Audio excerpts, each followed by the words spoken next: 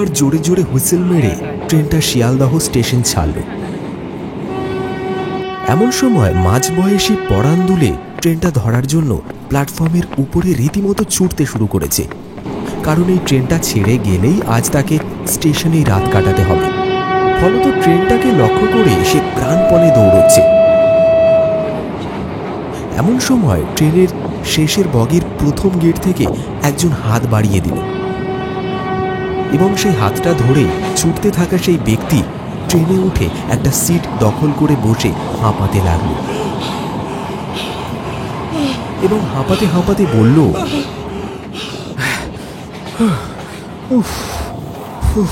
ভগবান, শেষমেশে ট্রেনটা পেয়েছি, নইলে সারা রাত পাগলের মতো এই স্টেশনেই পড়ে থাকতে হতো। যাই হোক, আপনাকে অনেক ধন্যবাদ। আপনি যদি ঠিক সময় মতো হাতটা না বাড়াতেন তাহলে বোধহয় আর ট্রেনটা পেতাম না। এতক্ষণ মাথা হেঁট করে পরাণ দুলে কথাগুলো বলছি, তবে এসব কথা শেষ করেই সামনে তাকিয়ে এসে দেখল সে ছাড়া আর পুরো কম্পার্টমেন্টটা জুড়ে কেউ নেই। এটা দেখা মাত্র তার বুকের ভিতরটা কেমন যেন ভয়ে আঁতকে উঠল। এ কি, একটু আগেই আমি কার হাত ধরে ট্রেনে উঠলাম, কাকেই বা তার জন্য ধন্যবাদ জানালাম? ট্রেনের এই কম্পার্টমেন্টে তো আমি ছাড়া আর কেউ নেই। এ কি করে সম্ভব? এসব কথা ভাবতেই এবার ভীষণ ভয় করতে শুরু করেছে। এমন সময় হঠাৎ একটা জংশনে লাইন পরিবর্তনের ফলে ট্রেনের ভিতরে জ্বলন্ত বৈদ্যুতিক টিউবলাইটগুলো কয়েক মুহূর্তের জন্য নিভে গেল এবং আবার কিছু মুহূর্তেই আলো জ্বলে উঠল। এবার ট্রেনের মধ্যে আলো জ্বলতেই পরাণ দুলে দেখল তার সামনের সিটে কালো চাদর মুড়ি দিয়ে একজন লোক বসে আছে। তাকে দেখে ভয়ে হাত পা ঠান্ডা হয়ে গেল পরাণ দুলের, কারণ এই সামান্য মুহূর্তে আলো নিভে আবার আলো জ্বলতে এর মধ্যে কে হঠাৎ করে এই ট্রেনের মধ্যে উদয় হলো। পরাণ মনে মনে বলল, ট্রেনটা তো এখনো চলছে, কোথাও থামেনি, তবে আমার সামনে লোকটা হঠাৎ করে কোত্থেকে উদয় হলো? এ ভগবান, আমার সাথে এসব কি হচ্ছে? লোকটা কোনো ছিনতাইবাজ নয় তো? সামনে কালো চাদর মুড়ি দিয়ে বসে থাকা লোকটা নিজের মুখের উপর থেকে চাদরটা সরাতে পরাণ দুলে ভয় পেয়ে গেল, কারণ লোকটার মুখ বিভৎস রাতের মতো কালো, শুধু চোখের ভিতরে সাদা অংশ দেখা যায়, আর কথা বললে দাঁতের সাদা অংশটুকু নজরে আসে। লোকটা গম্ভীর গলায় বলল, কে ভায়া, এত রাতে ট্রেনে চেপে কোথায় চললে? আর বলবেন না, গ্রামে যাচ্ছি, সেখানে মামা বাড়িতে দিদিমার খুব বাড়াবাড়ি অবস্থা, বোধহয় আজ রাতেই দেহ রাখবেন, তাই শেষ দেখা দেখতে যাচ্ছি। ও, তা এত রাতে ভয় করে না? আসলে দিদিমা আমাকে বড় ভালোবাসতেন, এরকম শীতকালে প্রতি বছর দিদিমার বাড়িতে যেতাম। মা মারা গেছে সেই ছোটবেলায়, তাই দিদিমা এই শীতের সময় সমস্ত রকম পিঠে পায়েস করে খাওয়াতেন। আর আজ দিদিমার শেষ নিঃশ্বাস ত্যাগ করার দিনে আমাকে দেখতে চেয়েছেন, আমি কি আর না গিয়ে থাকতে পারি বলুন? তাই এত রাতেই বেরিয়ে পড়েছি। সে ঠিক আছে, দিদিমার সাথে দেখা করতে যাচ্ছ যাও, তবে এই ট্রেনে উঠে তুমি একদমই ঠিক করনি। কেন? এই ট্রেনে উঠে আমি ঠিক করিনি কেন? চাদরটা খুলে ফেলে বিভৎসভাবে হেসে দাঁড়িয়ে উঠে সামনের লোকটা বলল, তুমি হয়তো জানো না, এই ট্রেনটা শয়তানের ট্রেন। তুমি যে স্টেশনে নামতে চাও এই ট্রেন সেই স্টেশনে দাঁড়াবে না।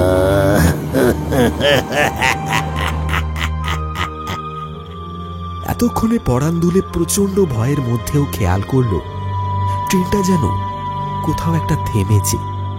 তৎক্ষণাৎ জানালা দিয়ে ট্রেনটার বাইরে দুদিকে তাকিয়ে পরাণ দেখল ট্রেনটা সত্যি থেমেছে। এ কি, ট্রেন তো থেমেছে, কিন্তু দুদিকে কোথাও স্টেশন দেখতে পাওয়া যাচ্ছে না কেন? অর্থাৎ যেখানে থেমেছে সেখানে কি কোনো স্টেশন নেই? অর্থাৎ ট্রেনটা যেখানে থেমেছে সেখানে কি কোনো স্টেশন নেই? এতক্ষণে ভয়ে ভয়ে পরাণের মুখের রং বদলে গেল। সে বিবর্ণ বদনে মনে মনে হরিনাম জপ করতে শুরু করেছে। হরে কৃষ্ণ কৃষ্ণ কৃষ্ণ হরে হরে, হরে রাম, হরে রাম, রাম রাম হরে হরে। হে ঈশ্বর, ঈশ্বর তুমি রক্ষা করো, রক্ষা করো। এতক্ষণে পরাণ দুলে দেখতে পেল ফাঁকা একটা বিস্তীর্ণ মাঠের মাঝখানে থেমে যাওয়া ট্রেনটার দুটো গেট দিয়ে হাওয়ার মতন হু হু শব্দ করে কত শত লোক উঠে আসতে লাগলো। পরাণ দুলে যে বগিটাতে আছে সবাই সেই বগিতেই উঠছে। সেসব লোকগুলো সবাই যেন অস্বাভাবিক। কারোর হাত কাটা, রক্ত মাখা শরীর, কারোর দুপা নেই, কারোর মাথা নেই, স্কন্ধ কাটা, কারোর আবার সারা শরীর থ্যাতলা। হরে কৃষ্ণ। এইসব দেখে ভয়ে চেঁচিয়ে উঠল পরাণ। কে কে কে কে কে কে তোমরা? কে তোমরা এখানে এরকম ভাবে কেন? কি হয়েছে তোমাদের? পরাণের কোনো কথার উত্তর তারা দিল না। এতক্ষণ পরাণ দুলের সামনে বসে থাকা সেই লোকটা আগত অস্বাভাবিক এই লোকগুলোকে স্বাগত জানিয়ে বলল, বন্ধুগণ, আমাদের এই শয়তানের ট্রেনে আজ একটা মানুষ উঠে পড়েছে। ওর মরণাপন্ন দিদিমাকে দেখতে যাচ্ছে। তোমরা কি ওকে যেতে দেবে নাকি মেরে আমাদের সঙ্গী করবে?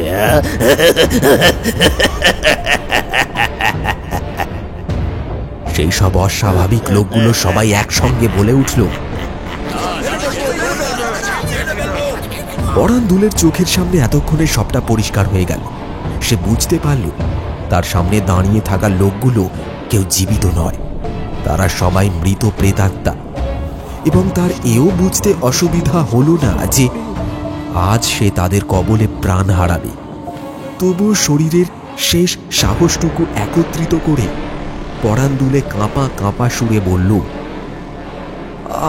আমি বুঝতে পেরেছি তোমাদের মৃত্যুর জন্য কোনো না কোনো মানুষই দায়ী, তাই তোমরা আমাকে ছাড়বে না, আমাকেও মেরে ফেলবে। তবে তবে তার আগে তোমাদের কাছে অনুরোধ, তোমাদের মৃত্যুর কারণ যদি আমাকে বলতে তাহলে খুব ভালো হতো। আমার আমার মৃত্যুর আগে অন্তত তোমাদের মৃত্যুর কারণটা জানতে পারতাম। আমাদের খুব খিদে পেয়েছে, চল চল সবাই মিলে মানুষটাকে খেয়ে ফেলি। আমাদের খুব খিদে পেয়েছে।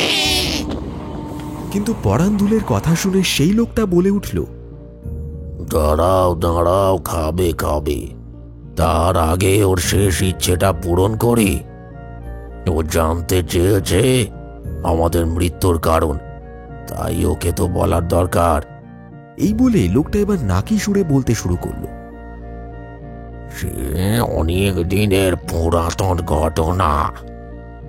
এখানে সামনে ওই যে ব্রিজটা তৈরি হয়েছিল, তা মানুষের লোভের বশে কমজোরি মালপত্র দিয়ে বানানোর জন্য বছর কানেকের মধ্যেই ভেঙে পড়ে এবং এক ট্রেনের একটা কামরা শুদ্ধ লোক আমরা সব গিয়ে পড়ি ওই খাঁজে। সবাই মরেনি, তবে আমরা যারা মরেছি বহু কষ্ট পেয়ে পেয়ে মরেছি। শরীরের প্রাণ ছিল প্রায় 2-3 দিন, সঙ্গে মৃত্যুর যন্ত্রণা আর খিদের যন্ত্রণা, তারপর মৃত্যু। তাই তারপর থেকে সব ড্রাইভার এখানে ট্রেন থামাতে বাধ্য হয়, নয়তো সেও যে অকালে মরবে। আর এখানে ট্রেন দাঁড়ালে আমরা সবাই মনের আনন্দে আমাদের মৃত্যুর আগের শেষ স্থান হিসেবে এই কামরাটাই উঠি। আমরা এইখানেই ঘুরে বেড়াই, আর মানুষ দেখলে তাকে মেরে ফেলি, কারণ মানুষ আমাদের শত্রু, সবচেয়ে বড় শত্রু। তাদের নিজেদের স্বার্থ সিদ্ধের জন্যই আজ আমরা এমন প্রেতাত্মা হয়েছি। ভুতুড়ে লোকটার মুখে সব কথা শুনে পরাণ দুলের প্রাণটা খানিক দুলে উঠল। এমন সময় সব ভূতগুলো বিকট অট্টহাসি করে পরাণ দুলের কাছে এগিয়ে এলো।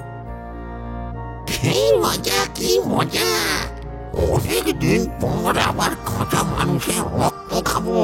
কি মজা, কি মজা! সবাই মিলে পরাণ দুলের গায়ে যেই না হাত দিয়েছে, এমন সময় হঠাৎ এক বয়স্ক বৃদ্ধা ট্রেনের একটা গেট দিয়ে ভিতরে প্রবেশ করল। সবাইয়ের উদ্দেশ্যে চেঁচিয়ে বলে উঠল, কি রে, তোরা সবাই মিলে একটা মানুষের পোলাকে মেরে ফেলছিস। ছেড়ে দে, ছেড়ে দে ওকে, ওকে ছেড়ে দিলেই তোদের লাভ। তখন ভূতগুলো হঠাৎ আগন্তুক সেই বৃদ্ধার কথা শুনে থমকে গেল। পরাণ দুলে ততক্ষণে অজ্ঞান হয়ে পড়ে আছে ট্রেনের মেঝের উপর। সেই ভুতুড়ে লোকটা বলল, কিন্তু কেন? ওই মানুষের পোলাকে বাঁচিয়ে রেখে আমাদের কি লাভ? ও যে খবরের কাগজে কাজ করে, ওকে বাঁচিয়ে রাখলেও তোদের মৃত্যুর খবরটা খবরের কাগজে ছাপাতে পারবে। তখন সরকারের নজরে আসবে তোদের পরিবার, তখন সরকারি সাহায্য পাবে তোদের পরিবারের লোকজন। তাছাড়া তোরা কি চাস না তোদের এমন অস্বাভাবিক মৃত্যুর খবর সবাই জানুক? ছেড়ে দে, ছেড়ে দে ওকে। বৃদ্ধার কথা মতো সবাই পরাণ দুলেকে ছেড়ে দিল। পরাণ দুলের মূর্ছিত শরীরটা কাঁধে করে ট্রেন থেকে নামিয়ে একটা বন্ধ হওয়া চায়ের দোকানের সামনে পাতা খাটিয়ায় শুইয়ে দিয়ে কোথায় যেন অন্ধকারে মিলিয়ে গেল।